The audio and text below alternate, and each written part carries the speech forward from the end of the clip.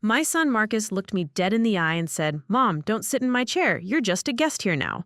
He said it in the living room of the apartment I'd been paying rent on for 15 years, the apartment where I'd nursed him through pneumonia when he was 12. I didn't argue. I didn't raise my voice. I simply nodded and said, "You're absolutely right, Marcus." 2 weeks later, we were both sitting on the floor. Before we dive into this story, I'm curious, where in this amazing world are you watching from today? Drop your city or country in the comments below, and don't forget to hit that subscribe button. Your support truly means the world to me. The late October afternoon light filtered through the sheer curtains of apartment 4B at Willowbrook Gardens, casting long golden rectangles across the hardwood floor that Dorothy Nakamura had polished herself just that morning. At 72, she still insisted on doing her own housework, despite her daughter-in-law's repeated suggestions that she hire a cleaning service. "I'm old, not helpless," she'd always reply, with that gentle but firm tone that had served her well through 47 years of marriage and 25 years of widowhood. The apartment wasn't large, just 2 bedrooms, 1 bathroom, and a combined living room and dining area that overlooked the building's small courtyard garden. But it was hers, had been since 2008 when she'd moved in after selling the family home in Maplewood Heights. The rent was reasonable, locked in under the city's affordable housing program for seniors, and the building manager, Mr. Petrowski, had become something of a friend over the years. He always made sure her heat worked properly in winter and never complained when she left small bags of homemade cookies outside his office door.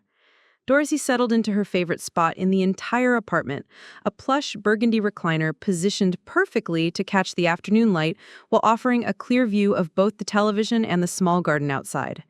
The chair had been a gift from her late husband Vincent for her 60th birthday, back when they still lived in the house with the wraparound porch and the vegetable garden that won second place in the neighborhood competition 3 years running.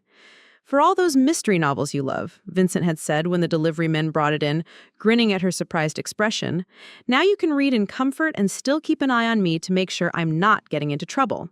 The memory made her smile as she reached for her reading glasses, perched as always on the small side table Vincent had built with his own hands. Everything in this apartment had a story, had been chosen carefully when she'd downsized from the 4-bedroom house where she'd raised Marcus. The oak coffee table where she and Vincent used to play Scrabble on Sunday afternoons.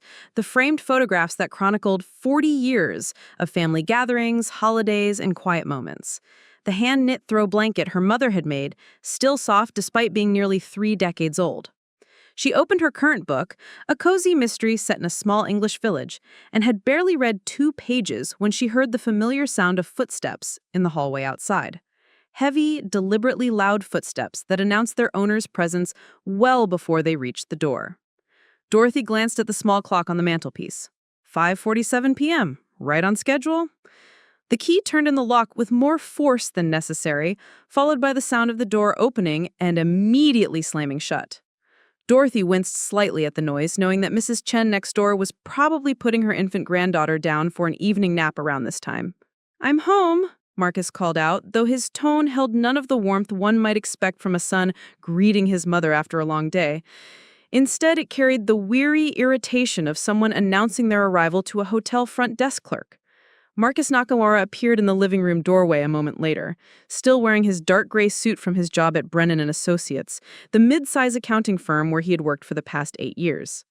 At 45, he was beginning to show the signs of the stress that had accumulated over the past year. Deeper lines around his eyes, a slight paunch that hadn't been there when he was married, and a perpetual expression of someone who found most of life's daily occurrences to be personal inconveniences. His divorce had been finalized 4 months ago, a messy affair that had cost him the house in Riverside Meadows, half his retirement savings, and most of his furniture. "She took everything," he had told Dorothy when he'd shown up at her door with 2 suitcases and a bitter expression. "The lawyer said I was lucky to keep my car." Dorothy opened her door without hesitation, despite knowing that her peaceful retirement routine would be disrupted. His Marcus was her only child, and family help family. That's how she was raised, and that's how she raised him.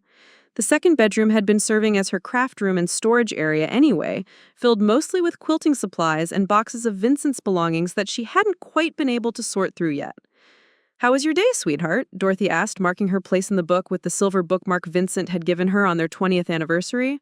Marcus dropped his laptop bag on the floor with a thud, not bothering to hang it on the coat rack she had specifically purchased and placed by the door for that purpose. Long, Morrison wants the Henderson account reconciliation redone from scratch because apparently their numbers don't match what their bank statements show, which means I'll probably be working late tomorrow, too. He stood in the doorway for a moment, still in his work clothes, but his attention wasn't on their conversation. Instead, he was staring at her with an expression she couldn't quite identify. Not anger, exactly, but something that made her feel oddly self-conscious. "Is everything all right?" she asked. "You're in my chair again." The words hung in the air between them like a challenge. Dorothy felt her eyebrows rise in surprise. "I'm sorry?" "The recliner, Mom! You're sitting in my chair!" Dorothy looked down at the burgundy cushions beneath her, then back up at her son. "Marcus, this has been my chair since before you moved in. Since before you were married, actually. Vincent gave it to me for my 60th birthday." Marcus loosened his tie with a sharp tug, his jaw tightening in a way that reminded Dorothy uncomfortably of his teenage years, when every conversation seemed to be a potential battlefield. "Yeah, well, that was before I moved back in here. Look, I've been sleeping on that couch for 4 months now. 4 months, Mom! My back is killing me, I'm not sleeping well, and when I come home from 10-hour days dealing with idiots who can't balance their own checkbooks, I think I deserve to sit somewhere comfortable." Dorothy felt something flutter in her chest. Not quite anxiety, but a growing sense of unease.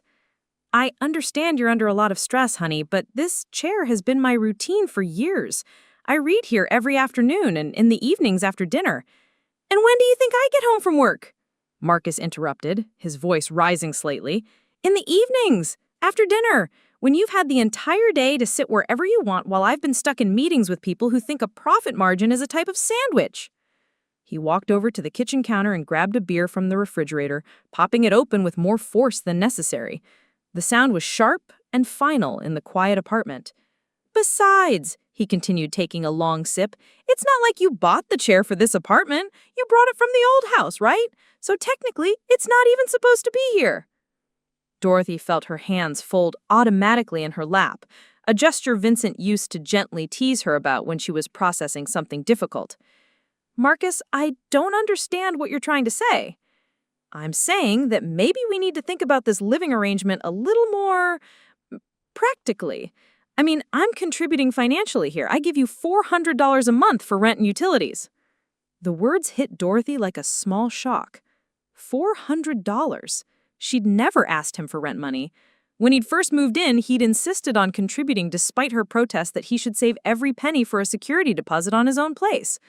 "You're letting me crash here," he'd said then. "The least I can do is help with expenses."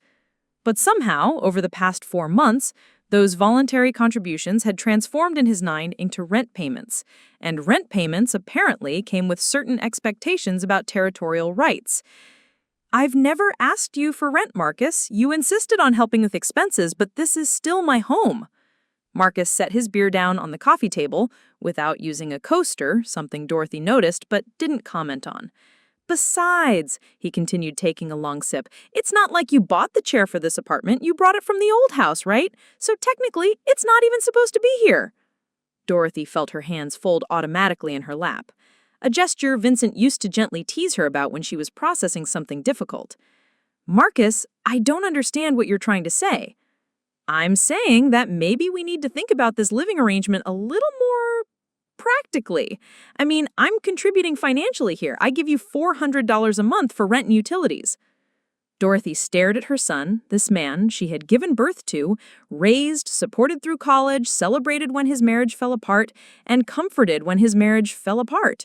She was trying to reconcile the boy who used to bring her dandelions from the yard and call them the prettiest flowers ever, with the man standing in her living room explaining why her comfort was less important than his. "I see," she said quietly. "Good! I mean, it's not permanent or anything. Once I find my own place and get back on my feet, you can have your precious chair back. But for now, while I'm basically paying half the expenses here—" He trailed off, but the implication hung between them like smoke. Dorothy felt something shift inside her. Not anger, not even hurt, but something cooler and more calculating. She stood slowly, her knees protesting slightly as they always did after sitting for extended periods. "Of course, sweetheart. I hadn't thought about it that way." Marcus's expression immediately brightened, the tension in his shoulders visibly relaxing. "Thanks, Mom. I knew you'd understand. You've always been reasonable about these things." He was already moving towards the chair before Dorothy had fully stepped away from it, settling into the burgundy cushions with a satisfied sigh. "God, that's so much better. I don't know how I lasted this long on that couch." Dorothy gathered her book and reading glasses, moving toward the kitchen with measured steps. Behind her, she heard the familiar sound of the television turning on, followed by the mechanical hum of the recliner's footrest extending. She stood at the kitchen sink, ostensibly rinsing her tea mug, but actually staring out at the small courtyard garden where Mrs. Patterson was hanging laundry on the small balcony of the apartment across the way. The late afternoon light was beginning to fade, and the automatic sprinklers had just turned on, sending small arcs of water across the carefully maintained flower beds. Dorothy had lived in this building for 15 years.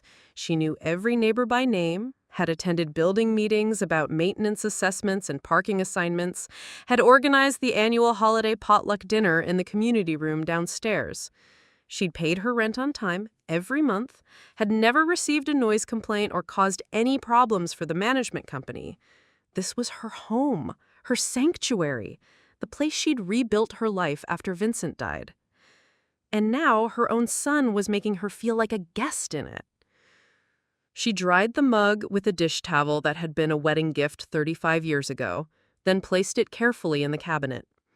Her movements were deliberate and calm, but her mind was working quickly, processing the conversation that had just taken place and all the small moments over the past 4 months that had led to this point. The way Marcus had gradually taken over the bathroom counter with his toiletries, leaving her own items pushed into a smaller and smaller corner. The way he'd started eating food from her refrigerator without asking, then complained when she didn't buy the specific brands he preferred. The way he'd begun leaving his clothes in the washing machine until she either folded them or rewashed them because they'd started to smell. Small things, individually insignificant. But together, they painted a picture of someone who was no longer a grateful temporary guest, but rather someone who felt entitled to make demands about how the household should be run. Dorothy reached into the small drawer beside the sink and pulled out her phone. It was an older model. She'd never seen the point in upgrading to one of those complicated smartphones that Marcus was always staring at, but it served her purposes perfectly well.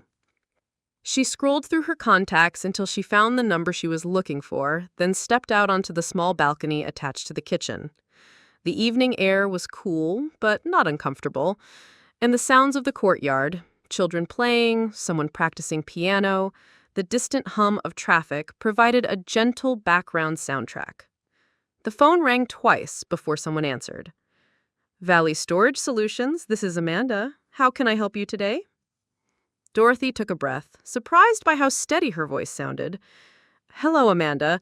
I was wondering if you could tell me about your storage unit rental options. Specifically, I'd like to know about climate-controlled units large enough to hold furniture. Of course. Are you looking to store items temporarily during a move, or is this more of a long-term storage situation?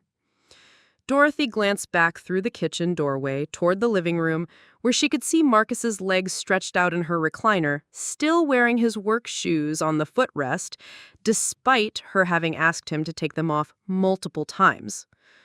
I think it might be long-term, she said. I have some furniture that I need to put somewhere safe for a while. As Amanda began explaining the different unit sizes and pricing options, Dorothy found herself taking notes on the small pad of paper she always kept in her sweater pocket. She'd been an organizer her entire adult life, as a bookkeeper for Vincent's small construction business, as a volunteer coordinator at Marcus's elementary school, and as the treasurer for her church women's group for 12 years running. She knew how to plan, she knew how to think ahead, and she was beginning to formulate a plan that would solve the problem of the chair in a way that Marcus was probably not expecting. After she finished the call with Valley Storage Solutions, Dorothy remained on the balcony for a few more minutes, watching the automatic sprinklers complete their cycle. The building's cat, a gray tabby named Smokey, who belonged to no one and everyone, picked his way delicately across the wet grass, pausing to investigate something near the rose bushes.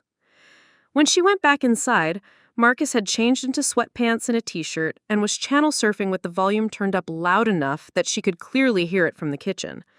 A sports commentator was discussing trade rumors for the local baseball team. "I'm going to start dinner," Dorothy called out. "Is chicken and rice all right with you?" "Sure, whatever," Marcus replied without looking away from the television. "Oh, and Mom, could you grab me another beer while you're in there?" Dorothy opened the refrigerator and pulled out another bottle, then walked it over to the living room. Marcus took it without making eye contact, already absorbed in whatever program he'd found. "Thank you," she said quietly. "Huh? Oh, yeah, thanks." As Dorothy returned to the kitchen to begin preparing dinner, she found herself thinking about the conversation she had just had with Amanda at Valley Storage Solutions. A 10 by 10 climate-controlled unit would run $89 per month. More than enough space for a recliner, certainly. Probably more than enough space for quite a bit more than that, if it came to it. She seasoned the chicken with herbs from the small garden she maintained on the balcony, then put the rice on to cook. Through the doorway, she could hear Marcus laughing at something on television, the sound echoing off the walls of the apartment that had been her peaceful refuge just that morning. But Dorothy Nakamura was a practical woman. She'd learned long ago that some problems couldn't be solved with gentle conversation or maternal patience. Sometimes the only way to teach someone about respect was to show them what life looked like without the things they'd taken for granted. As she stirred the rice, Dorothy smiled to herself. It was a small smile, barely visible, but it carried the weight of 15 years of solitary decision-making and 7 decades of learning when to stand firm. Marcus wanted to talk about practical arrangements. Well, Dorothy was about to show him just how practical she could be. The next morning arrived with the kind of crisp November clarity that made Dorothy grateful for her east-facing windows. She'd always been an early riser, a habit formed during 40 years of marriage to a man who ran his own construction business and needed to be on job sites by dawn. Even now, 15 years after Vincent's death and 7 years into retirement, her internal clock still woke her at 5:30 a.m. without fail. She made her way quietly through the apartment, mindful of the fact that Marcus was still asleep behind the closed door of what had once been her craft room. The hardwood floors, which she'd always loved for their warm honey color and the way they caught morning light, now seemed to amplify every small sound. She'd taken to wearing slippers constantly since Marcus moved in, something she'd never needed to do when she lived alone. In the kitchen, Dorothy went through her familiar morning routine. Water in the electric kettle for tea, 2 slices of whole grain bread in the toaster, a small bowl of fresh berries, blueberries today, bought yesterday from the farmer's market that's set up every Tuesday in Riverside Park. She'd been shopping at that market for 8 years now, knew most of the vendors by name, always brought her own canvas bags, and had a standing arrangement with Elena from Sunshine Produce to set aside the best berries each week. As the kettle heated, Dorothy stepped out onto her small balcony to check on her herb garden. November in Millfield meant most of the summer plants were finished, but her rosemary and thyme were still thriving, and the small pot of winter sage she'd planted in September was beginning to establish itself nicely. She pinched off a few sprigs of thyme for her morning tea, breathing in the sharp, earthy scent that always reminded her of the garden she and Vincent had tended at the old house. The old house.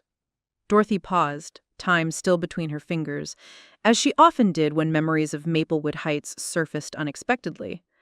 The 4-bedroom colonial with the wraparound porch, the vegetable garden that had been Vincent's pride and joy, the maple tree in the backyard where Marcus had built a treehouse when he was 9 years old.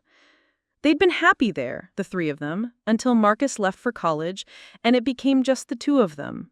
And then just her after Vincent's heart attack. She'd kept the house for 3 years after Vincent died, partly out of sentiment and partly because everyone, Marcus, her sister Ruth, the grief counselor at the senior center, had advised her not to make any major decisions too quickly. Give yourself time, they had all said. You don't want to do anything you'll regret. But living alone in a 4-bedroom house felt like less honoring Vincent's memory and more like rattling around in a museum of her former life. The utility bills were crushing her pension income. The yard work was becoming impossible to manage. And everywhere she looked, there were reminders of conversations that would never happen again, meals that would never be shared, plans that would never come to fruition. So she made the practical decision, the same way she'd made most decisions throughout her adult life, and sold the house in 2008. The money from the sale had allowed her to pay cash for this apartment through the city's Senior Affordable Housing Program, leaving her with enough left over to live comfortably on her Social Security and Vincent's modest pension from the Carpenters Union. Marcus had supported the decision at the time, or at least he said he did. "It makes sense, Mom. You don't need all that space, and this way you'll have neighbors close by if you need anything." But that was before his marriage fell apart, before he found himself needing a place to land, and before Dorothy's sensible 1-bedroom apartment suddenly felt inadequate for his post-divorce expectations. The kettle's whistle interrupted her thoughts, and Dorothy quickly stepped back inside to turn off the heat. She prepared her tea with the same care she brought to all her daily rituals, warming the pot first, steeping the leaves for exactly 4 minutes, and adding just a touch of honey from the local apiary stand at the farmer's market. As she settled at the small dining table with her breakfast, Dorothy opened the Millfield Daily Herald to the crossword puzzle. She'd been solving the Herald's crossword every morning for nearly 2 decades, had even sent in suggestions for clues a few times over the years. Today's theme appeared to be musical terms, and she smiled as she penciled in forte for loud in music at 1 across. The sound of a door opening down the hall made her look up from the puzzle. Marcus emerged from the second bedroom wearing boxer shorts and a wrinkled t-shirt, his hair sticking up at odd angles. He shuffled directly to the coffee maker without acknowledging her presence, moving with the groggy determination of someone who was categorically not a morning person. "Good morning, sweetheart," Dorothy said softly. "Did you sleep well?" Marcus grunted something that might have been a response while he fumbled with the coffee filter. Dorothy had learned over the past 4 months that attempting conversation with her son before he'd consumed at least half a cup of coffee was generally futile, so she returned her attention to the crossword puzzle. Adagio fit perfectly for slow movement, at 7 down. The coffee maker gurgled to life, filling the small kitchen with the rich aroma of the dark roast blend that Marcus preferred. Dorothy had switched from her usual medium roast after he'd complained that her coffee was too weak to function on. It was a small accommodation, she told herself at the time, the kind of minor adjustment you make when family is going through a difficult period. Looking back now, Dorothy realized it had been the first of many small accommodations. Marcus poured his coffee into the oversized mug he'd brought from his old house, one of the few possessions he'd managed to salvage from the divorce settlement. The mug was white ceramic with "World's Greatest Dad" printed in blue block letters, a Father's Day gift from his stepdaughter Emma when she was 7 years old. Emma was 14 now and, according to the custody arrangement, spent every other weekend with Marcus. Or rather, she was supposed to. In the 4 months since he'd moved in with Dorothy, Emma had visited exactly twice, both times reluctantly, and both times spending most of the weekend texting friends from the couch. "The Hendersons called last night after you went to bed," Marcus said, taking his first sip of coffee and immediately looking more human. "They want to move up the timeline on their tax consultation, which means I'll probably be working late for the rest of the week." Dorothy nodded sympathetically. "That sounds stressful. Are you sure you're getting enough sleep? You've been looking tired lately." Marcus shot her a look over his coffee mug. "I'd probably sleep better if I wasn't folded up on that couch every night. My chiropractor says I need to be sleeping on a firmer surface, preferably a real bed instead of cushions that were designed for sitting." There it was again, the subtle implication that Dorothy's living arrangements were somehow inadequate for his needs. She'd heard variations of this complaint regularly over the past month, usually couched in terms of his health, his work performance, or his ability to be an effective father during Emma's visits. I know the situation isn't ideal, Dorothy said carefully. Have you had any luck finding apartments in your price range? Marcus's expression darkened slightly. Do you know what a one-bedroom apartment costs in this city now, Mom? $800 minimum, and that's for places in neighborhoods where you need to worry about your car getting broken into. For anything decent, you're looking at $1,000 or more, plus first month, last month, and security deposit. That's $3,000 just to move in, not counting utilities or renter's insurance. Dorothy did some quick mental math. Marcus's monthly contribution to her household expenses was $400. If he was paying $800 for his own place, plus utilities, plus the cost of furnishing an apartment from scratch, since his ex-wife had kept most of their furniture, he was probably looking at spending at least $1,200 a month on housing alone. That does sound expensive, she agreed. It's insane is what it is. And for what? So I can have the privilege of living next to college students who party until 3 a.m. and building management companies that won't fix anything unless you threaten to call the health department? Marcus refilled his coffee mug and leaned against the kitchen counter, warming to his theme. Besides, it's not like this arrangement isn't working out. I mean, we're both saving money, you've got company, and I'm here if you need help with anything heavy or if something breaks down. Dorothy considered this assessment. In the 4 months Marcus had been living with her, the only thing he'd helped her with was moving a bookshelf from one wall to another, and that had been after she'd specifically asked him 3 times over the course of 2 weeks. The rest of the time, he seemed to view her as a combination of housekeeper, cook, and landlord, someone whose job it was to maintain the apartment, provide meals, and accommodate his schedule. Have you thought about getting a roommate? Someone to split the cost of a larger place? Marcus made a face like she'd suggested he move in with a colony of raccoons. Mom, I'm 45 years old. I'm not going to live with some random stranger who might be a slob or a psycho or who brings home different dates every night. I need stability and quiet so I can focus on rebuilding my life. Dorothy nodded as if this made perfect sense, but privately she wondered when her own need for stability and quiet had become secondary to Marcus's. When had her morning routine, her afternoon reading time, her evening television programs, her weekend plans become negotiable in favor of accommodating his preferences? Well, she said mildly, I'm sure something will work out. Marcus drained his coffee and set the mug in the sink without rinsing it, another small habit that had appeared over the past few months. I need to shower and get dressed. Morrison wants me in early today to review the Patterson account before their meeting at 10. He headed back toward the second bedroom, then paused in the doorway. Oh, and Mom, could you do me a favor and try to keep it down this morning? I know you like to vacuum and do laundry early, but I didn't get to bed until after midnight, and I've got a long day ahead of me. Dorothy looked around the spotless apartment. She'd vacuumed 2 days ago, and she'd done laundry yesterday while Marcus was at work. Her morning routine consisted of making tea, eating breakfast, and working on the crossword puzzle. Hardly activities that generated significant noise. Of course, sweetheart, she said.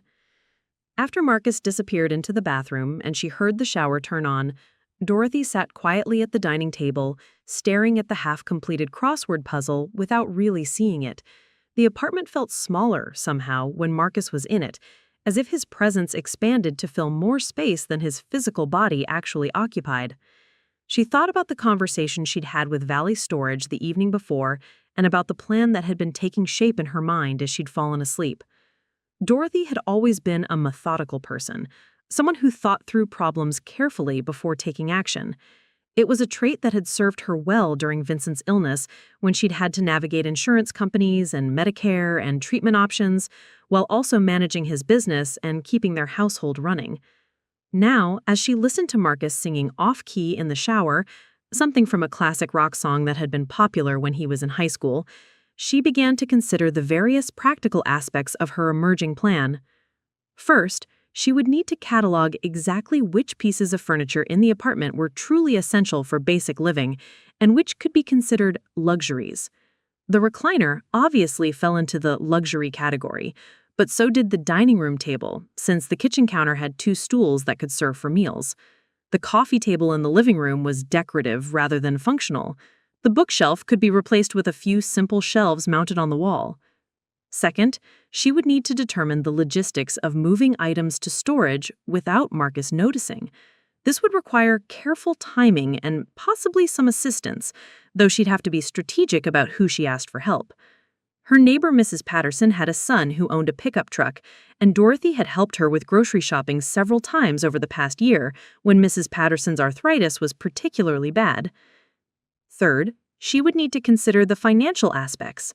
The storage unit would cost $89 per month, but that was less than she typically spent on groceries for both herself and Marcus. If she was only feeding herself, she could easily absorb the storage cost without affecting her budget. The shower turned off, and Dorothy heard Marcus moving around in the bathroom, probably going through his elaborate grooming routine that involved at least 4 different hair products and took approximately 25 minutes from start to finish. She had time to think through a few more details. The beauty of her plan, Dorothy realized, was its elegant simplicity. Marcus wanted to talk about practical living arrangements. She would show him exactly how practical living could be.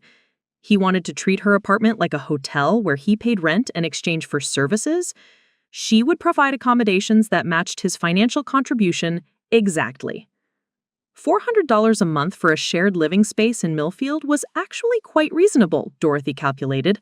It would get him a clean, safe place to sleep, access to a bathroom and kitchen facilities, and basic cable and internet service.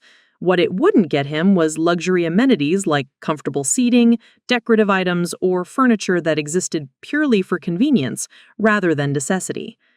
If Marcus wanted those things, he was welcome to purchase them himself, or he could find his own apartment where he could make all the decoration decisions without having to consider anyone else's preferences or attachment to particular pieces. Dorothy smiled as she penciled in crescendo for building to a climax at 15 across. The crossword puzzle was coming together nicely, and so was her strategy for addressing Marcus's attitude problem. Marcus emerged from the bathroom 40 minutes later, dressed in another of his identical dark suits and smelling strongly of the expensive cologne he'd started wearing since the divorce. His hair was carefully styled, and he'd shaved with the precision of someone who took his professional appearance very seriously. "I'll be probably home around 7 tonight," he announced while collecting his laptop bag and car keys. "Don't wait dinner for me. I'll grab something on the way home." Dorothy nodded. "Have a good day at work, sweetheart." "Yeah, thanks. Oh, and remember what I said about keeping things quiet this morning, okay? The walls in this building are paper thin, and I don't need Mrs. Chen complaining to the building manager about noise again." After Marcus left, Dorothy sat in the sudden silence of the apartment and allowed herself to feel the full weight of how much her daily life had changed since her son moved in. The morning routine that had once been a peaceful start to her day now felt like a series of accommodations and restrictions designed around someone else's schedule and preferences. She finished her breakfast and completed the crossword puzzle, then washed her dishes and tidied the already clean kitchen. Through the window, she could see Mrs. Patterson hanging laundry on her small balcony and Mrs. Chen pushing her granddaughter's stroller around the courtyard garden while talking on her phone in rapid Mandarin. Dorothy had lived in this building long enough to know most of her neighbors' routines. Mr. Petrovsky would be making his morning rounds, checking that the lobby was clean and that no one had left packages in the mailroom overnight. The Johnsons in 2A would be getting ready to drive their twin boys to middle school. Mrs. Kowalski from the 3rd floor would be leaving for her volunteer shift at the hospital gift shop, carrying the large tote bag she'd knitted herself and wearing one of the colorful cardigans that were her signature style. These were Dorothy's people, the community she'd built over 15 years of being a reliable, considerate neighbor. She'd organized building potluck dinners, had collected money for flowers when residents passed away, had coordinated with building management when the parking lot needed repainting and when the lobby carpet needed replacing. Marcus had been living here for 4 months and couldn't remember most of the neighbors' names. Dorothy picked up her phone and scrolled through her contacts until she found Valley Storage again. This time, when Amanda answered, Dorothy was ready with specific questions about access hours, payment options, and move-in procedures. I'd like to come by this afternoon to look at available units, Dorothy said. Would 2 p.m. work for you? Absolutely. I'll have a few different sizes available to show you. Are you looking for short-term or long-term rental? Dorothy considered the question.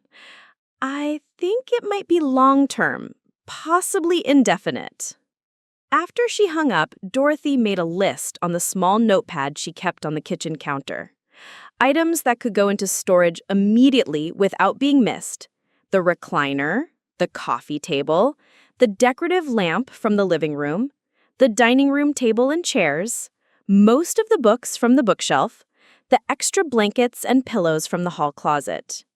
Items that would need to wait until Marcus was out of town or working very late: the television stand, the bookshelf itself, the area rug in the living room, and the small side tables that held decorative items. As she wrote, Dorothy felt a sense of purpose that she hadn't experienced in months. For too long, she'd been reacting to Marcus's demands and complaints, trying to smooth over conflicts and accommodate his expectations. But accommodation, she was beginning to understand, had been interpreted as weakness rather than kindness. It was time to show Marcus what practical living arrangements actually looked like when you were paying $400 a month for housing in Millfield. It was time to demonstrate the difference between being a grateful guest and being an entitled tenant who felt empowered to make demands about amenities he hadn't paid for. Dorothy folded the list carefully and slipped it into her purse. Then she put on her coat and comfortable walking shoes, locked the apartment door behind her, and headed out to spend her morning doing exactly what she pleased, without worrying about noise levels or anyone else's opinion about how she should be using her time. The revolution, she decided, would begin this afternoon at Valley Storage, and Marcus wouldn't see it coming until it was far too late to stop it. Valley Storage Solutions sat in an industrial complex on the outskirts of Millfield, sandwiched between an auto repair shop and a wholesale plumbing supply company. Dorothy pulled her modest Honda Civic into the parking lot at exactly 2 p.m., noting with approval that the facility looked well-maintained and secure. Chain-link fencing surrounded the property, punctuated by bright security lights and cameras mounted at regular intervals. Amanda turned out to be a cheerful woman in her 30s with curly red hair and a genuine smile. She met Dorothy at the front office, which was clean and professional despite its location in what was clearly a converted trailer. Mrs. Nakamura, right on time. I've got 3 units I think would work perfectly for what you described on the phone. They walked together down a wide corridor lined with orange roll-up doors, each marked with a number and secured with heavy-duty locks. The facility was climate-controlled, Amanda explained, which meant Dorothy's furniture would be protected from humidity, temperature fluctuations, and pests. This is our 5x10 unit, Amanda said, rolling up the first door to reveal a space about the size of a large walk-in closet, perfect for a few pieces of furniture and some boxes. Then we have the 10x10, which is more like a small bedroom, and the 10x15 if you think you might need extra space. Dorothy considered the options carefully. The 5x10 would hold the recliner and coffee table, certainly, but if her plan expanded to include more items, she'd quickly run out of room. The 10x15 was probably more space than she needed, and the additional cost would strain her budget unnecessarily. I think the 10x10 would be perfect, she said. How soon could I move in? Today, if you'd like. We just need to fill out the paperwork and process a payment for the first month. After that, you'll have 24-hour access with your personal code. Dorothy nodded approvingly. 24-hour access meant she could move items during times when Marcus was unlikely to notice. Early mornings before he woke up, or late evenings after he'd settled in front of the television. Back in the office, Dorothy completed the rental agreement with the same methodical attention to detail she brought to all her paperwork. She'd learned long ago that reading the fine print prevented unpleasant surprises later. The terms were straightforward. $89 per month for the climate-controlled 10 by 10 unit, with payment due on the first of each month. She could terminate the rental with 30 days' notice, and Valley Storage offered free use of their moving truck for local moves under 2 hours. "That's very generous," Dorothy said, noting this last detail. "It's one of our most popular services," Amanda replied. "A lot of our customers don't have access to a large vehicle, and it saves them the cost of hiring movers for smaller jobs." Dorothy paid for the first month in cash, $89 from the small emergency fund she kept in her bedroom dresser, money Vincent had always insisted she maintain for unexpected expenses. As she tucked the receipt and access information into her purse, she felt a familiar sense of satisfaction that came from taking practical action to solve a problem. The drive back to Willowbrook Gardens gave Dorothy time to refine her strategy. She would start small, items that Marcus was unlikely to notice immediately. The decorative lamp from the living room corner, which provided ambiance but no essential lighting. The coffee table books about gardening and architecture that she'd collected over the years but rarely opened anymore. Perhaps the throw pillows from the couch, which were purely decorative. Once she established that she could move items without detection, she would escalate to larger pieces. The coffee table itself would be next. Marcus rarely used it for anything other than resting his feet, and its absence might actually encourage him to be more conscious of his posture. After that, the dining room table and chairs, since Marcus preferred to eat dinner in front of the television anyway. The recliner would be last. The big move, the statement piece that would finally demonstrate to Marcus exactly what it meant to treat someone's home as if it were a hotel where amenities were provided free of charge. Dorothy was pulling into her assigned parking space when her phone rang. The caller ID showed Marcus's name, and she felt a small flutter of anxiety before remembering that she hadn't actually done anything yet. There was no reason for suspicion. "Hello, sweetheart," she answered. "Mom, I need a favor." Marcus's voice carried the harried tone he adopted when work stress was overwhelming him. "Emma's mom just called. She's got some kind of family emergency and needs to drop Emma off tonight instead of tomorrow morning. Can you pick her up from school? I'm stuck in meetings until at least 6. Dorothy glanced at the clock on her dashboard. It was 2:47 p.m., and Emma's school dismissed at 3:15. "Of course! Should I bring her straight home?" "Yeah, and maybe order pizza or something for dinner? I don't know how late I'll be, and Emma's been going through this phase where she doesn't like anything homemade. She keeps saying my cooking's too healthy." Dorothy smiled despite herself. Emma was 14 and in the throes of adolescence, complete with strong opinions about food, clothing, and the general inadequacy of all adults in her life. But she was also sweet and funny when she forgot to be cynical, and Dorothy had always enjoyed their time together. "I'll take care of everything," Dorothy assured him. "Thanks, Mom. You're a lifesaver. I owe you one." After hanging up, Dorothy revised her afternoon plans. Moving furniture to storage would have to wait. She couldn't very well load a coffee table into her car while Emma's in the apartment. But perhaps this unexpected visit would provide some useful insight into Marcus's living arrangements from an outside perspective. Emma was waiting at the school pickup circle with a group of friends, easily identifiable by her dark hair and the oversized backpack she insisted on carrying despite her small frame. At 14, she was caught in that awkward space between childhood and adolescence, still young enough to be excited about unexpected plans, but old enough to be skeptical of adult authority. "Grandma Dorothy!" Emma climbed into the passenger seat with the kind of dramatic flair that only teenagers could muster. "Dad says there's some kind of crisis with Mom's family. Do you know what happened?" "I don't have any details, sweetheart. Your father just asked me to pick you up and said your mother would explain everything later." Emma buckled her seatbelt and immediately pulled out her phone, a device that seemed to be permanently attached to her hand these days. She's probably being dramatic about something. Last month, she called Dad in a panic because Grandma Janet couldn't find her car keys, and it turned out she just left them in her other purse. Dorothy navigated the school traffic with practiced patience, remembering the years that she had done this same pickup routine with Marcus. "How's school going? Are you still enjoying your art class?" "It's okay. Mrs. Henderson is making us do these stupid still life drawings, and I keep telling her that nobody cares about drawing bowls of fruit anymore, but she says we need to learn the basics before we can do anything creative." Emma rolled her eyes with the exaggerated exasperation of someone whose artistic vision was criminally underappreciated. "Sometimes the basics are important foundation work," Dorothy said diplomatically. "Your grandfather always said that you had to know the rules before you could break them effectively." Emma perked up at the mention of Vincent. Despite being only 6 when he died, she had vivid memories of her grandfather and his workshop behind the house in Maplewood Heights.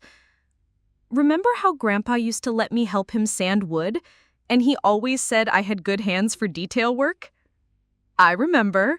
He was very proud of your artistic abilities." They drove in comfortable silence for a few minutes, Emma texting friends and Dorothy thinking about the storage unit and her evening plans. When they reached Willowbrook Gardens, Emma shouldered her massive backpack and followed Dorothy up the stairs to apartment 4B. "Dad's been living here for a while now, hasn't he?" Emma asked as Dorothy unlocked the front door. "About 4 months." Emma stepped into the living room and looked around with the frank assessment of someone seeing the space with fresh eyes. "It's kind of small. I mean, it's nice," she added quickly, clearly trying not to sound critical, "but it's definitely smaller than your old house." "It suits my needs perfectly," Dorothy said. "Would you like something to drink? Soda? Or juice? Or water?" "Diet Coke, if you have it." Dorothy retrieved a can from the refrigerator, she'd started buying diet soda specifically for Emma's visits, and settled Emma at the kitchen counter with her homework while she began preparing dinner. As she worked, she found herself observing the apartment through Emma's eyes. The living room, which had felt spacious and comfortable when Dorothy lived alone, did indeed seem cramped now. Marcus's belongings were scattered throughout the space, his laptop bag on the floor by the couch, his running shoes kicked off near the front door, a stack of financial magazines on the side table. His presence had expanded to fill available surfaces in a way that made the apartment feel cluttered despite Dorothy's careful maintenance. "Grandma Dorothy?" Emma's voice was carefully casual, the tone teenagers used when they wanted to ask something potentially awkward. "Is Dad okay? I mean, since the divorce and everything?" Dorothy paused in her dinner preparations. Emma was perceptive, had always been good at reading the emotional undercurrents in family situations. "Your father is going through a difficult adjustment period. Divorce is hard on everyone involved.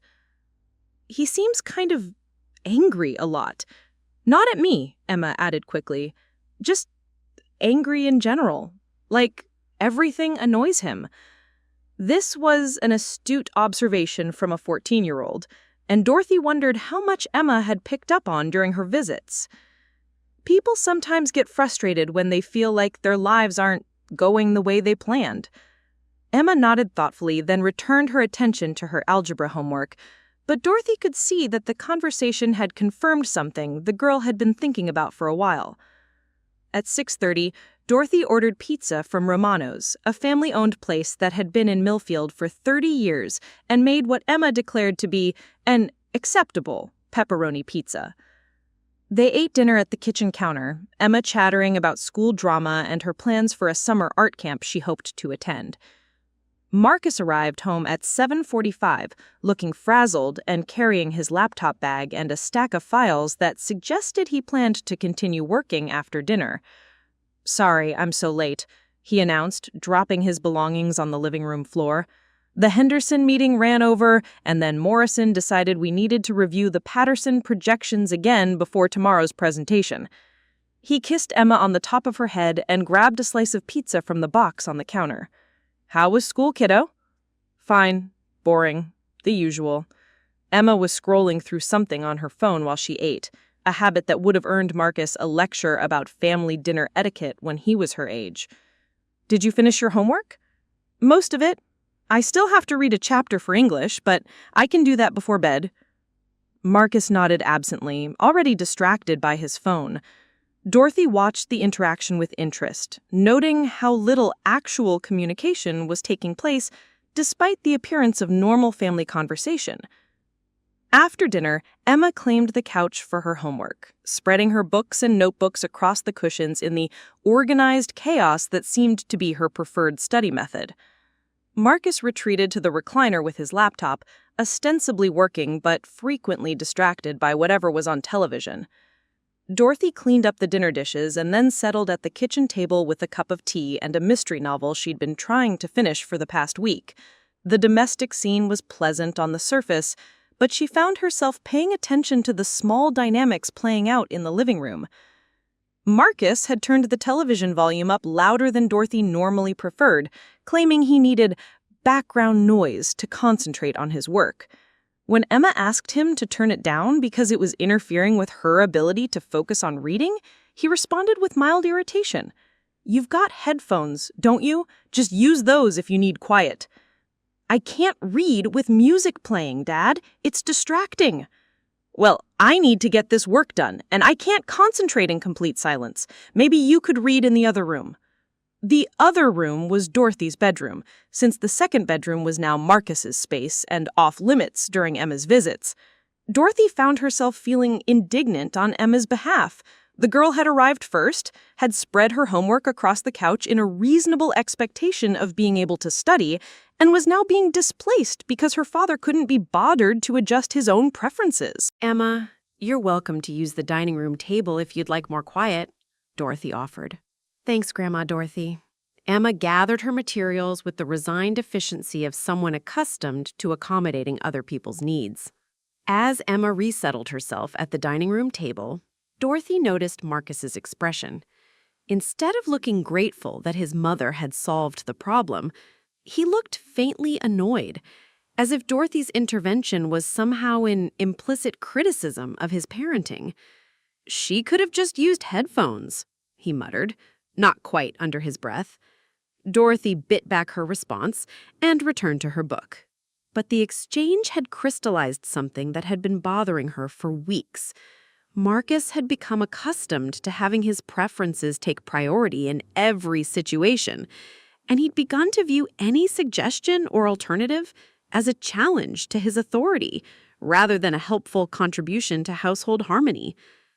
Around 9 p.m., Emma finished her homework and asked if she could watch something on television.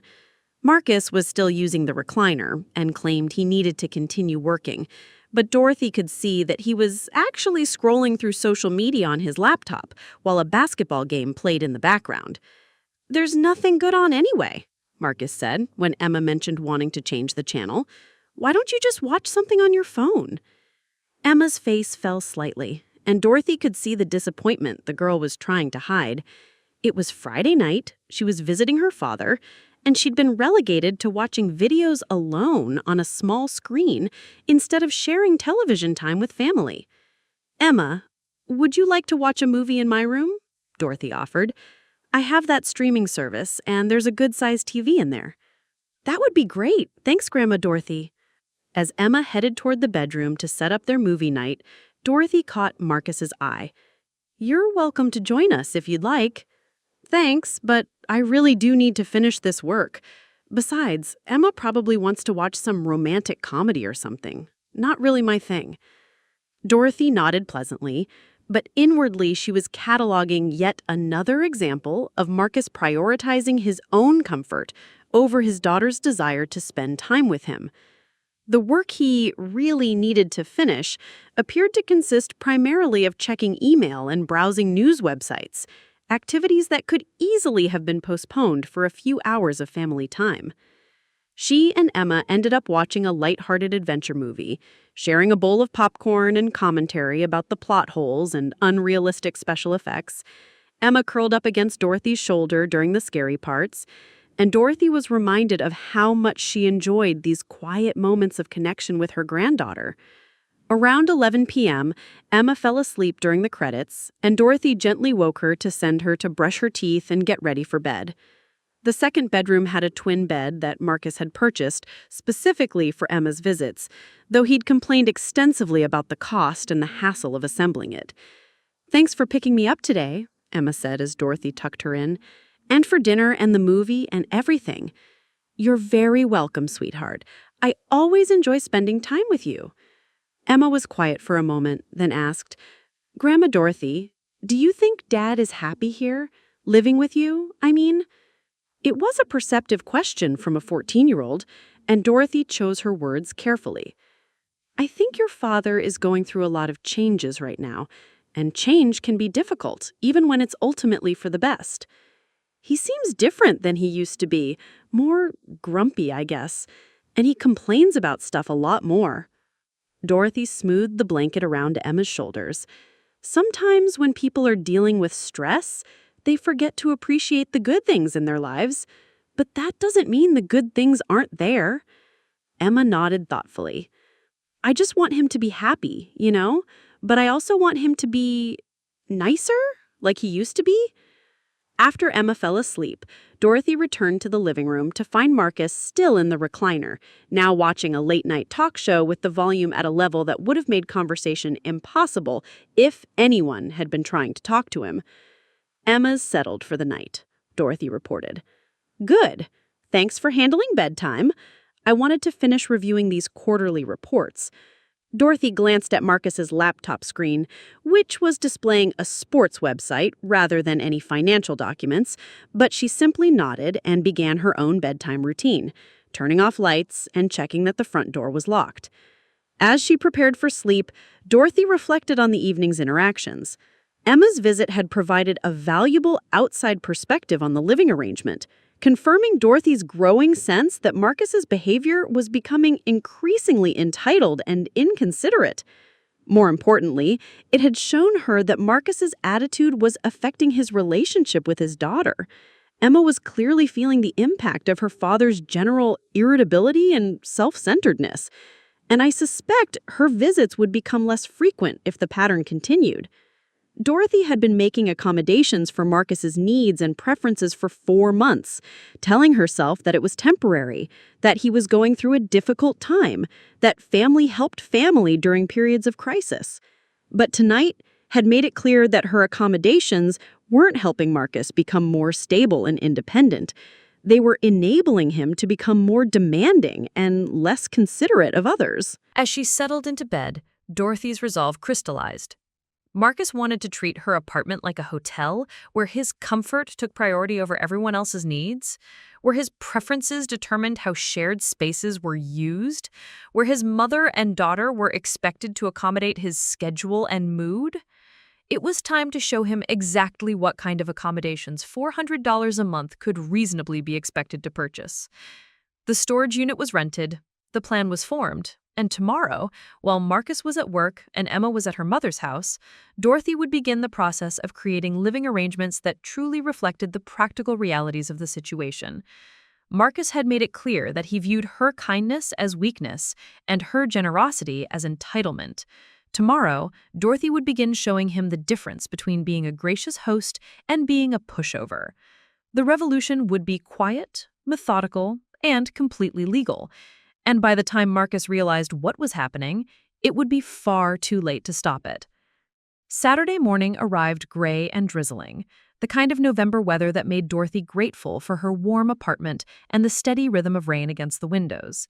She woke at her usual 5:30 a.m., despite having stayed up later than normal the night before watching movies with Emma. Her internal clock had been set for decades and rarely varied regardless of circumstances. The apartment was quiet as Dorothy made her way to the kitchen, mindful of her sleeping houseguests. Emma would likely sleep until at least 9 a.m. Teenagers seemed to require enormous amounts of sleep, something Dorothy remembered from Marcus's adolescence. Marcus himself rarely stirred before 7 a.m. on weekends, claiming he needed to recover from his work week.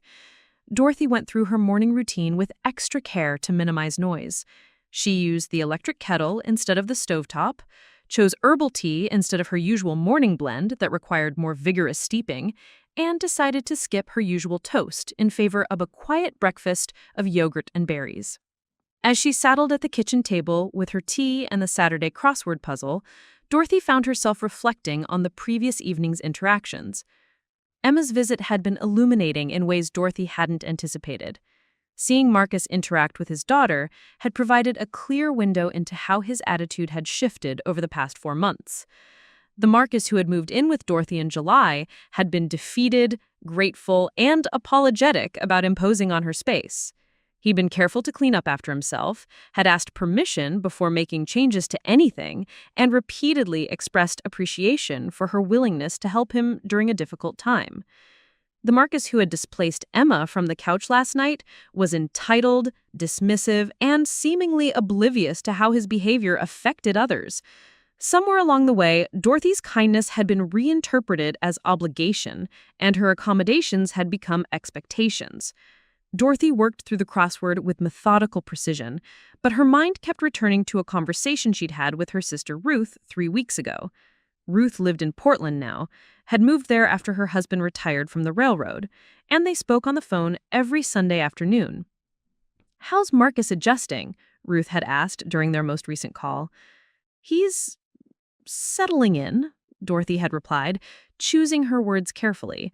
Ruth had strong opinions about enabling adult children, opinions shaped by her own experience with her son Kevin, who had lived in her basement for 2 years after college before Ruth finally gave him an ultimatum about finding his own place.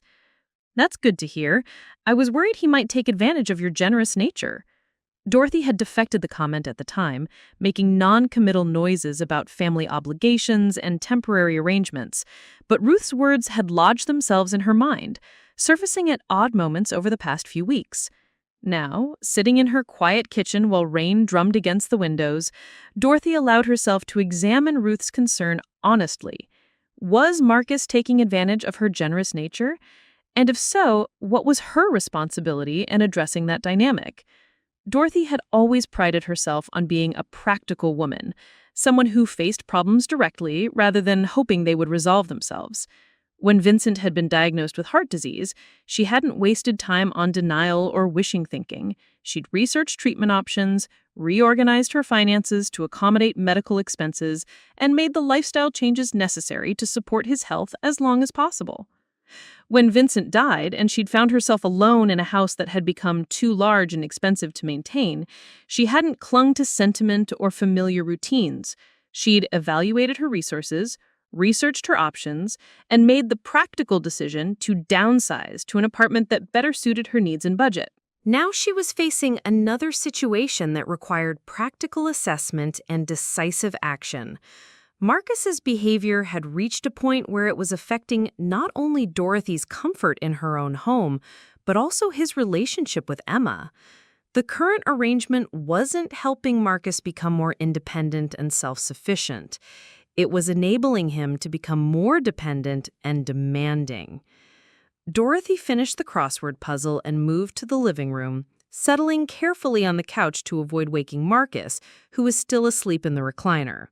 He'd fallen asleep there sometime after midnight, the television still playing softly, and his laptop balanced precariously on his chest. Dorothy gently moved the laptop to the coffee table and turned off the TV, then covered Marcus with the throw blanket from the back of the couch.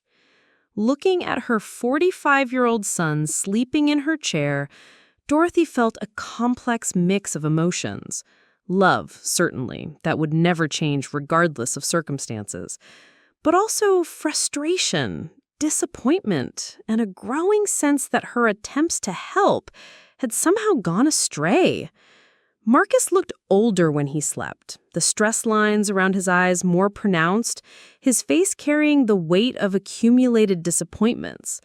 Dorothy could see traces of the boy he'd been, serious, determined, eager to please, but she could also see the man he'd become, bitter about his divorce, resentful of his circumstances, and increasingly willing to blame others for problems that required his own action to solve. The rain intensified, creating a steady white noise that would mask any small sounds she might make moving around the apartment. Dorothy took advantage of the cover to begin her reconnaissance mission, moving quietly through the rooms and cataloging items that could be removed without immediate detection. In the living room, she identified several possibilities. The decorative floor lamp in the corner provided ambient lighting but wasn't essential. The overhead fixture and table lamps provided adequate illumination. The coffee table books she'd accumulated over the years were rarely opened anymore. The throw pillows on the couch were purely decorative. The small side table next to the recliner held only a coaster and a small dish for loose change, items that could easily be relocated. The dining room offered even more opportunities. The table and 4 chairs took up significant space, but were rarely used since Marcus preferred to eat in front of the television. The china cabinet held her good dishes and serving pieces, items that had sentimental value but no practical necessity for day-to-day living. The area rug beneath the table was beautiful, but hardly essential. In her own bedroom, Dorothy considered which items she truly needed versus those she kept for comfort or convenience. The upholstered reading chair in the corner was lovely but redundant. She could read just as easily sitting on the bed or at the kitchen table. The vanity table with its 3-way mirror was a luxury from her married days when she had time for elaborate grooming routines. As she moved through the apartment, Dorothy found herself thinking about Marcus's complaints about the cost of setting up his own place. He'd mentioned needing furniture, kitchenware, linens, and all the basic necessities for independent living. But he'd been living surrounded by those very items for 4 months, taking them for granted as part of the amenities provided by his rent payment. Perhaps it was time for Marcus to gain a more accurate understanding of what $400 a month in shared housing actually provided.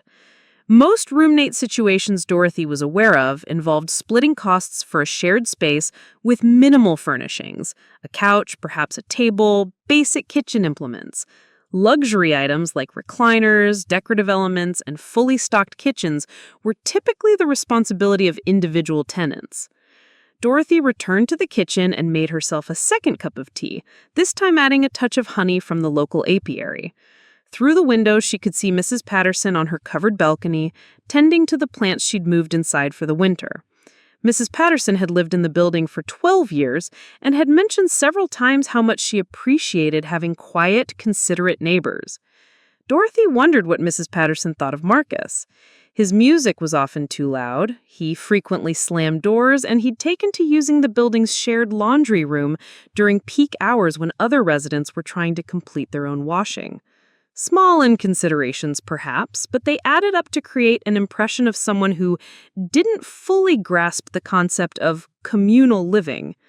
At 8:30, Dorothy heard movement from Emma's room, the soft shuffle of feet on hardwood, followed by the bathroom door closing. A few minutes later, Emma emerged wearing pajama pants and an oversized sweatshirt, her hair pulled into a messy bun. "Morning, Grandma Dorothy," Emma said, stifling a yawn. "Is Dad still asleep?"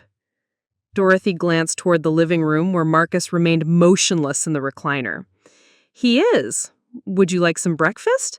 I have eggs or cereal, or I could make pancakes." Emma's face brightened at the mention of pancakes.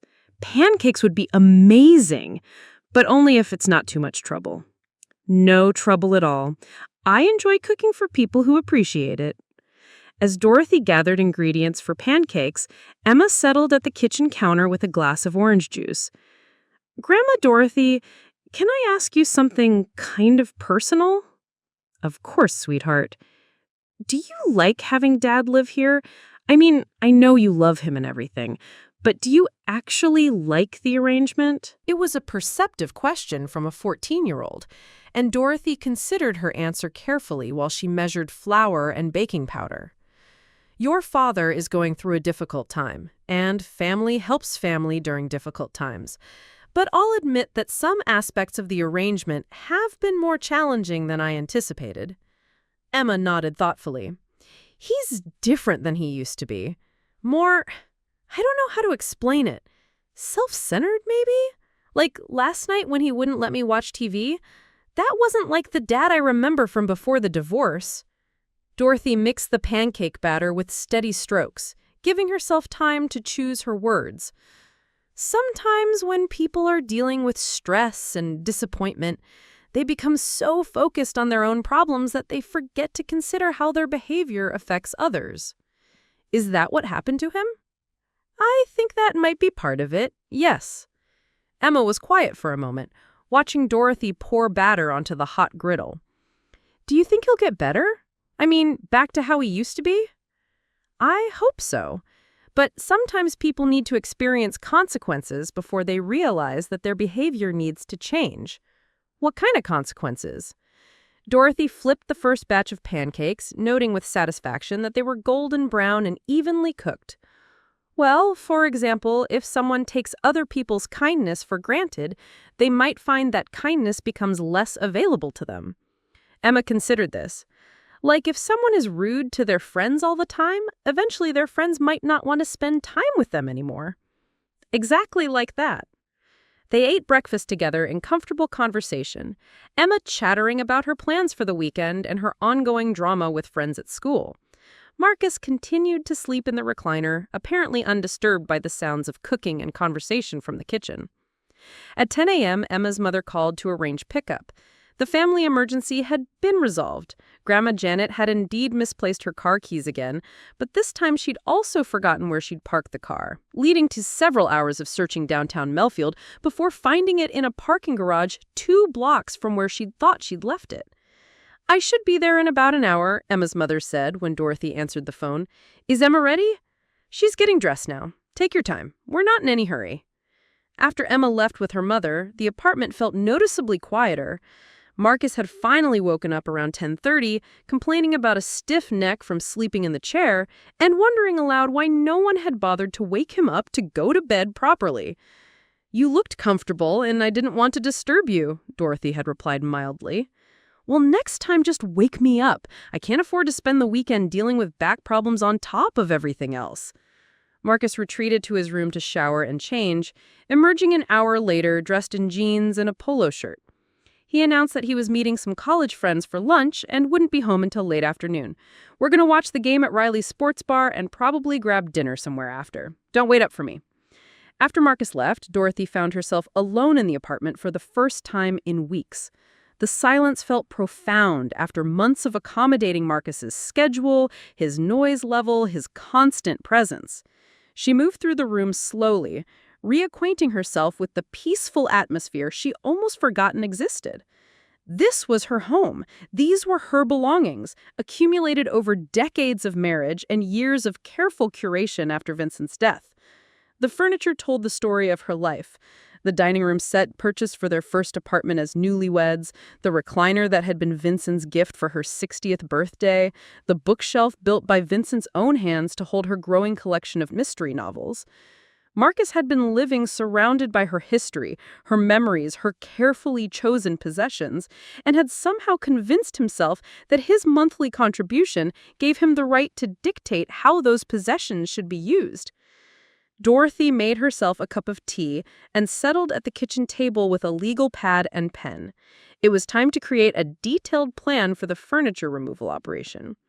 She started with the easiest items, things that could be moved without any assistance and whose absence wouldn't be immediately obvious. The decorative lamp from the living room corner, the coffee table books, the throw pillows from the couch, the small side table next to the recliner. These items could be transported to the storage unit in her car during Marcus's work hours. Next, she listed items that would require assistance but could be moved without Marcus's knowledge. The coffee table itself was solid wood and too heavy for her to manage alone, but Mrs. Patterson's son Jerry had a pickup truck and had helped Dorothy with small moving tasks before. The dining room chairs could be moved one at a time over several days. The area rug in the dining room could be rolled up and transported. Finally, she considered the major pieces that would require careful timing and coordination. The dining room table would need at least 2 people and a truck. The china cabinet was both heavy and fragile, requiring professional moving equipment. And the recliner, the centerpiece of her plan, would need to be moved when Marcus was guaranteed to be away for several hours. As she worked on her list, Dorothy found herself thinking about the practical implications of her plan beyond the immediate satisfaction of teaching Marcus a lesson. Removing furniture would indeed create a more austere living environment, but it would also reduce the maintenance burden she'd been carrying alone for months. Less furniture meant less dusting, less vacuuming, fewer surfaces to clean and organize. Fewer decorative items meant less clutter to manage. the simplified environment might actually be easier for her to maintain as she aged, and the storage costs would be offset by reduced cleaning supply expenses and wear on her vacuum cleaner. Moreover, the furniture would be safely preserved in climate-controlled storage rather than subjected to daily wear from someone who didn't appreciate its value or history. Dorothy had noticed coffee rings on the side table, scuff marks on the coffee table from Marcus's feet, and general carelessness that suggested he viewed her possessions as disposable amenities rather than cherished belongings. By mid-afternoon, Dorothy had developed a comprehensive timeline for the furniture removal. Phase 1 would begin Monday while Marcus was at work. Small decorative items that could be moved quickly and quietly. Phase 2 would take place the following weekend, when Marcus was visiting friends. Larger pieces requiring assistance. Phase 3 would be the dramatic finale, removing the recliner and remaining major furniture when Marcus was out of town or otherwise guaranteed to be absent for an extended period. Dorothy folded the planning pages carefully and tucked them into her personal filing system, a small accordion folder she kept in her bedroom dresser. Then she called Valley Storage to confirm the details of their complimentary truck rental service. "How far in advance do I need to reserve the truck?" she asked Amanda. "Usually 24 to 48 hours is sufficient, unless you need it on a weekend. Weekend reservations are more popular, so we recommend calling by Thursday for Saturday or Sunday use." "And the truck can accommodate furniture? A dining room table, for example?" "Absolutely. It's a standard pickup truck with a covered bed. Perfect for furniture, appliances, anything that needs to stay dry during transport." After hanging up, Dorothy felt a sense of anticipation she hadn't experienced in months. For too long, she'd been reacting to Marcus's demands and complaints, trying to smooth over conflicts and maintain harmony in an increasingly unbalanced household. But accommodation without reciprocation wasn't kindness, it was enabling.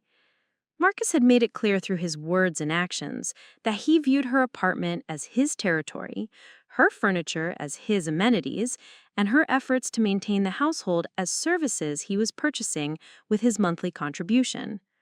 It was time to show him exactly what kind of accommodations $400 could reasonably be expected to provide. Dorothy spent the rest of the afternoon researching furniture donation services and estate sale companies, not because she intended to permanently dispose of her belongings, but because she wanted to understand all her options. Knowledge was power, and Dorothy intended to approach this situation from a position of complete information and careful planning. When Marcus returned home that evening, slightly tipsy from an afternoon of beer and sports, he settled immediately into the recliner and turned on the television without acknowledging Dorothy's presence in the kitchen. "How was your day with your friends?" Dorothy asked pleasantly. "Good, really good actually. It felt great to get out of this place and just relax for a while." Dorothy noted the phrasing, "this place," rather than home, or even the apartment. Marcus had been living here for 4 months, but still thought of it as a temporary inconvenience rather than a shared living space that required mutual consideration and respect. "That's wonderful, sweetheart. I'm glad you had a good time." As Dorothy prepared a simple dinner and listened to Marcus complaining about the television reception and the lack of premium cable channels, she felt a calm certainty settle over her. The planning phase was complete. Starting Monday, the implementation phase would begin. Marcus wanted to treat her home like a hotel? Perfect. Dorothy was about to provide him with accommodations that exactly matched his financial contribution and level of appreciation. The revolution would be quiet, methodical, and completely justified. And Marcus wouldn't see it coming until the last stick of furniture had been carefully relocated to its new temporary home at Valley Storage Solutions. Monday morning dawned crisp and clear with the kind of sharp November sunlight that made everything look freshly polished. Dorothy woke with a sense of purpose she hadn't felt in months, her internal clock having roused her even earlier than usual, 5:15 a.m. instead of her customary 5:30 a.m. Today was the beginning of Phase 1, and she wanted to ensure she had plenty of time to execute her plan before Marcus left for work. She moved through her morning routine with extra efficiency, listening for sounds from Marcus's room while she prepared her tea and toast. The apartment was still quiet at 6 a.m., which gave Dorothy the opportunity to begin her preliminary assessment of the items she'd identified for removal. The decorative floor lamp in the living room corner was her first target. It was a brass piece with a fabric shade that she'd purchased during her second year in the apartment, more for ambiance than necessity. The lamp wasn't particularly heavy, and its removal wouldn't affect the room's functionality in any way. The overhead fixture and 2 table lamps provided adequate lighting for all practical purposes. Dorothy unplugged the lamp and carefully wrapped the cord around its base, then moved it to her bedroom closet where it would be hidden until she could transport it to storage. The corner where it had stood looked oddly empty, but not conspicuously so. Someone would have to be specifically looking for the lamp to notice its absence. Next, she turned her attention to the coffee table books she'd accumulated over the years. 3 large volumes on garden design, 2 books of architectural photography, and a collection of Vincent's woodworking magazines that she'd kept for sentimental reasons, but rarely opened. Dorothy gathered them carefully, wrapping each in a dish towel to prevent damage, and packed them into a canvas shopping bag that fit easily in her bedroom closet alongside the lamp. The throw pillows from the couch were next. 3 decorative cushions in coordinating fabrics that added color but served no practical function. With the pillows removed, the navy blue sectional looked more austere but perfectly serviceable. Dorothy folded the pillows neatly and added them to her growing collection of items awaiting transport. By 6:45 a.m., she'd successfully relocated 5 items without creating any noticeable disruption to the apartment's overall appearance.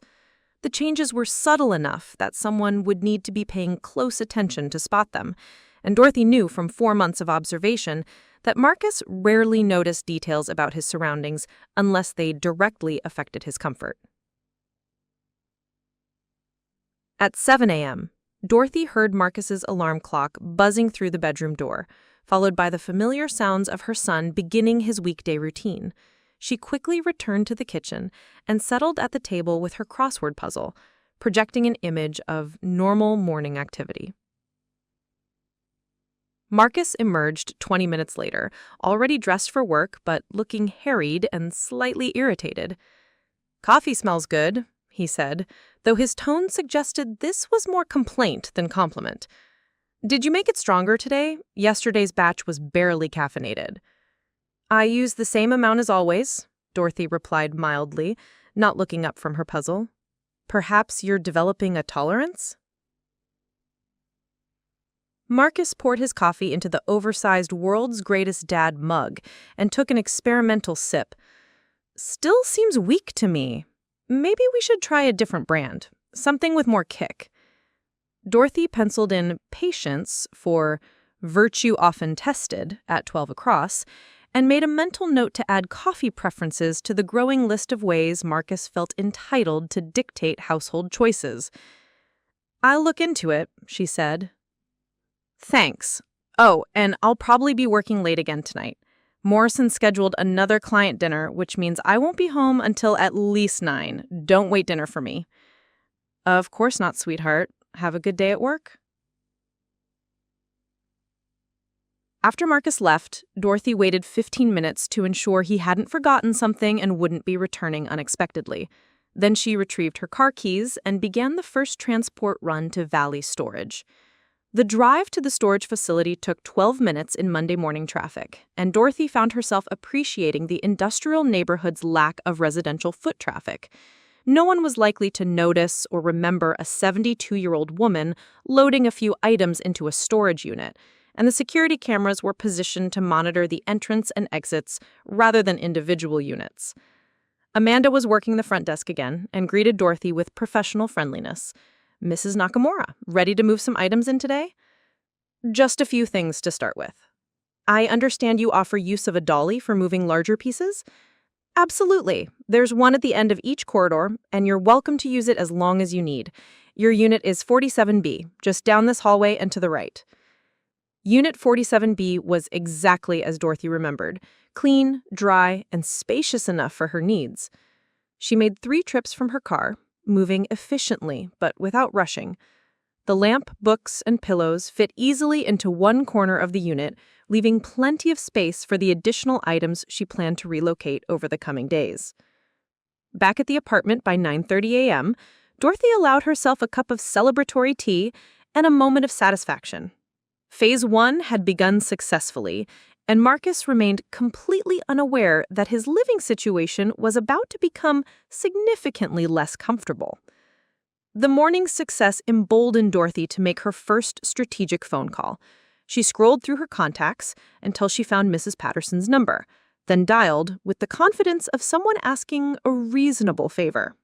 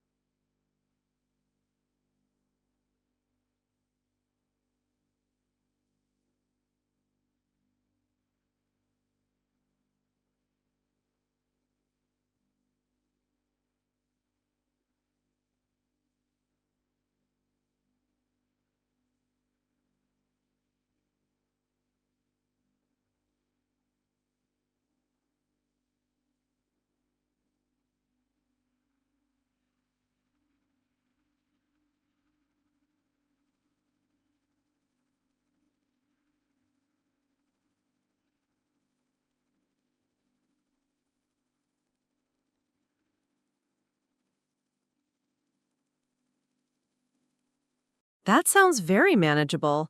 Jerry usually comes by on Saturday mornings to help me with grocery shopping. Should I have him stop by your place around 10? That would be perfect. Thank you so much, Grace. I really appreciate this. Of course, dear. We neighbors need to help each other out. After hanging up, Dorothy felt a warm sense of satisfaction that extended beyond the practical success of securing assistance. Grace's immediate willingness to help reminded Dorothy of the community she'd built in this building over 15 years, relationships based on mutual respect and consideration. It was a sharp contrast to the entitled dynamic that had developed with Marcus. The next call was to Valley Storage to reserve the truck for Saturday afternoon. "I'll need it from about noon until 4 p.m., Dorothy told Amanda. "Will that work with your schedule?" "Perfect. I'll put you down for Saturday, November 18th, pickup at noon. Remember to bring your driver's license and the rental agreement we signed last week." With transportation arrangements confirmed, Dorothy turned her attention to the next phase of items. The small side table next to the recliner was an obvious candidate. It held only a coaster and a dish for loose change, items that could easily be relocated to the kitchen counter. The table itself was a delicate piece that Vincent had refinished during the early years of their marriage, and Dorothy had been increasingly anxious about Marcus's careless treatment of it. She waited until mid-afternoon to remove the side table, wanting to ensure that Marcus wouldn't return unexpectedly for lunch or forgotten items. The table was light enough for her to manage alone, and she was able to fit it in her car with minimal effort by folding down the back seats. By Tuesday morning, Dorothy had successfully relocated 7 items from the apartment to storage, and Marcus hadn't commented on any of the changes. His obliviousness was both helpful for her plan and slightly disturbing as evidence of how little attention he paid to his surroundings. "Did you look into different coffee brands yesterday?" Marcus asked over breakfast, apparently having forgotten that this was only his second day of complaining about the coffee strength. "I did some research," Dorothy replied truthfully. She had indeed researched coffee prices and had been appalled to discover that Marcus's preferred dark roast cost nearly twice as much as her usual blend. The stronger varieties are quite expensive. I thought we might wait until next month when I do my regular grocery budget review." Marcus looked irritated but didn't push the issue, probably because he was distracted by his phone buzzing with work-related messages. Dorothy had learned that Marcus's attention span for household concerns was directly proportional to how much the concern affected his immediate comfort. Wednesday brought an unexpected opportunity when Marcus announced he would be working late again and then going out for drinks with colleagues. He said, "Don't expect me before 11. Morrison's taking the whole team to that new steakhouse downtown to celebrate landing the Davidson account." With the guarantee of an uninterrupted evening, Dorothy decided to accelerate her timeline. She called Grace Patterson to ask if Jerry might be available for a quick favor that evening instead of waiting until Saturday. "He's free tonight. What did you need moved?" "The coffee table from my living room. I've decided to redecorate a bit, and I'd like to move it to storage temporarily while I rearrange things." Jerry Patterson turned out to be a pleasant man in his 40s who ran a small landscaping business and was genuinely happy to earn $50 for 30 minutes of work. He and Dorothy had the solid oak coffee table loaded into his truck and transported to Valley Storage with minimal effort and conversation. "You redecorating the whole apartment?" Jerry asked as they positioned the table in storage unit 47B. "I'm just simplifying things a bit. I'm finding that I prefer a more minimalist approach these days." "My mom's been talking about doing the same thing.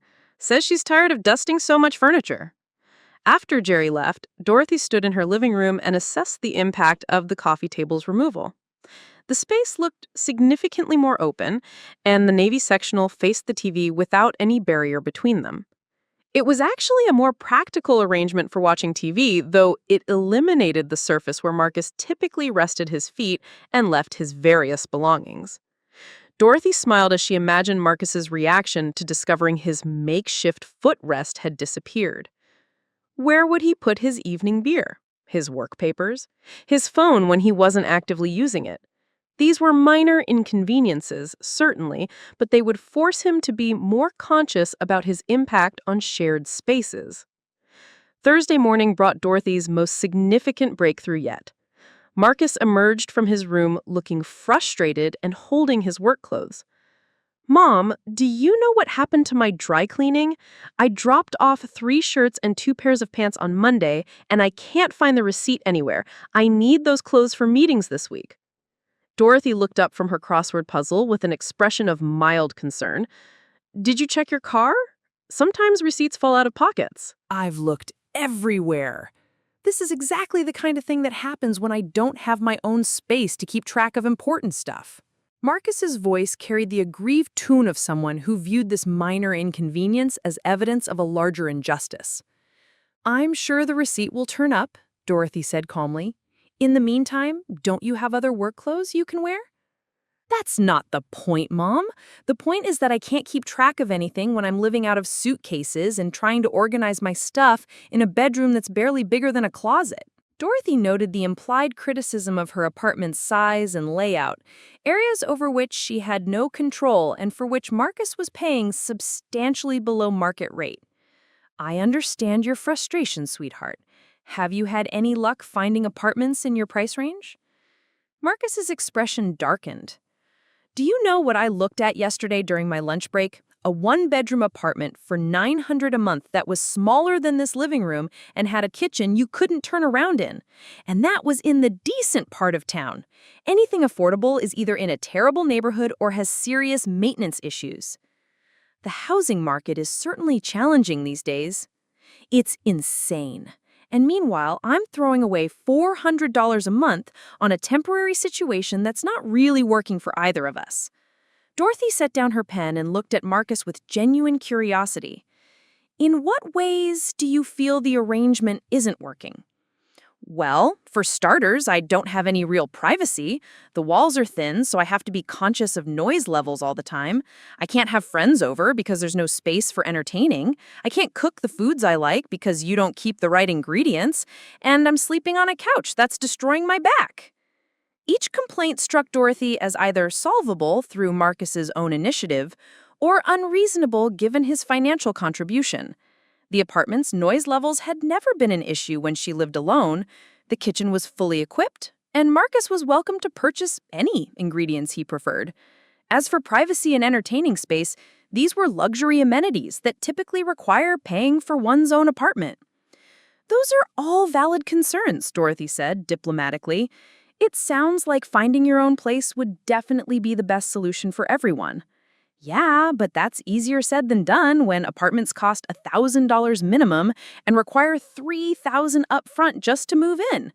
I'd need to save for months to have that kind of cash, and I can't save money when I'm paying rent here and trying to rebuild my life after the divorce. Dorothy found this logic somewhat circular.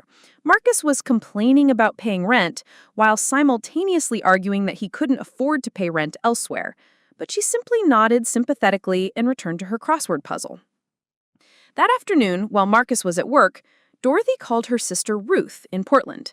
She'd been thinking about their previous conversation and Ruth's warnings about enabling adult children. Ruth, I wanted to get your perspective on something.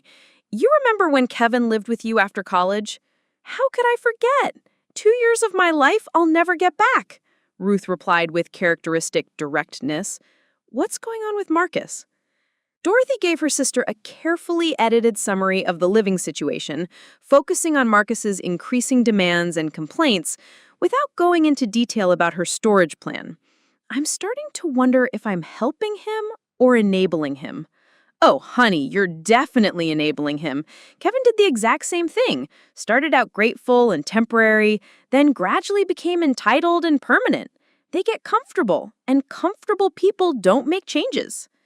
How did you finally get Kevin to move out? I made staying less comfortable than leaving. Stopped doing his laundry, stopped buying groceries for him, started charging him market rate rent instead of the token amount he'd been paying. Within 2 months, he'd found his own place and a better job to pay for it. Did he resent you for it? For about 6 months, yeah, but then he realized that having his own place and independence was actually better than being a middle-aged man living in his mother's basement. Now he thanks me for pushing him out of the nest. After hanging up with Ruth, Dorothy felt validated in her approach. She wasn't being cruel or unreasonable. She was creating conditions that would encourage Marcus to take responsibility for his own life instead of relying on her indefinite hospitality. Friday evening brought an unexpected opportunity to test Marcus's adaptability. When he came home from work, he went directly to the living room, as usual, then stopped short when he realized the coffee table was missing. "Mom, where's the coffee table?" Dorothy looked up from the kitchen where she was preparing dinner. "I'm moving it to storage. I'm trying a more minimalist approach to decorating." Marcus stared at the empty space where the table had been, clearly struggling to process this development. But where am I supposed to put my stuff? My drink, my work papers, my phone? The kitchen counter has plenty of space, or you could use the dining room table.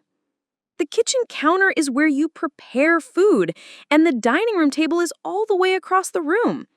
Dorothy continued seasoning the chicken for dinner, her tone remaining pleasant and helpful. There are also TV tray tables in the hall closet, if you'd prefer something portable. Marcus stood in the living room for another moment, apparently waiting for Dorothy to offer a different solution. When none was forthcoming, he retreated to his bedroom with obvious frustration. At dinner, he brought up the coffee table again. I really don't understand why you'd get rid of furniture without discussing it first. That table was useful. I didn't get rid of it, Dorothy corrected gently. I moved it to storage while I experiment with different arrangements. If the new layout doesn't work out, I can always bring it back. When are you planning to make that decision? I haven't set a timeline. I thought I'd see how the simplified arrangement feels for a while.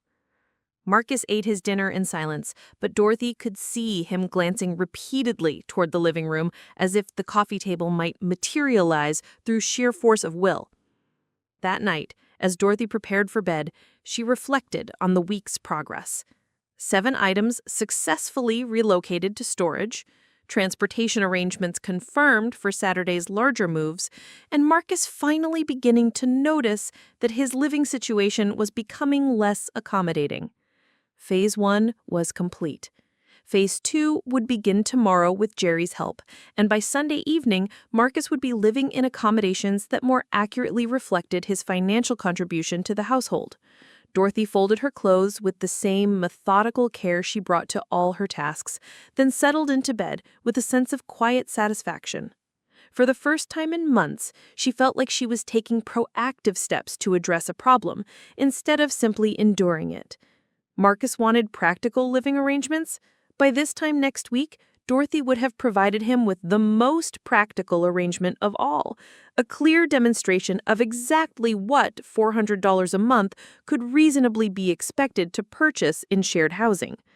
The revolution was proceeding exactly as planned, one carefully selected piece of furniture at a time.